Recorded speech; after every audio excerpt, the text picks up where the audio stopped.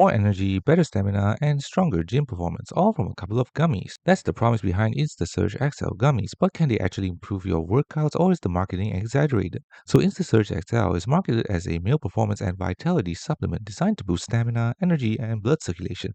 Many formulas include ingredients like L-arginine, maca root, tonka ali, Tribulus terrestris, and ginseng, which are commonly used in performance supplements. These ingredients aim to support nitric oxide production and testosterone activity, which may help endurance and overall energy. Some potential benefits include ingredients like L-arginine may improve blood flow, which can help physical endurance. Herbal extracts such as maca and ginseng are traditionally used for energy and stamina. Gummies are easy to take compared to capsules or powders. Some users report better daily energy and motivation after a few weeks. However, there are a few concerns. Most evidence support the individual ingredients, not the exact Insta Surge XL formula.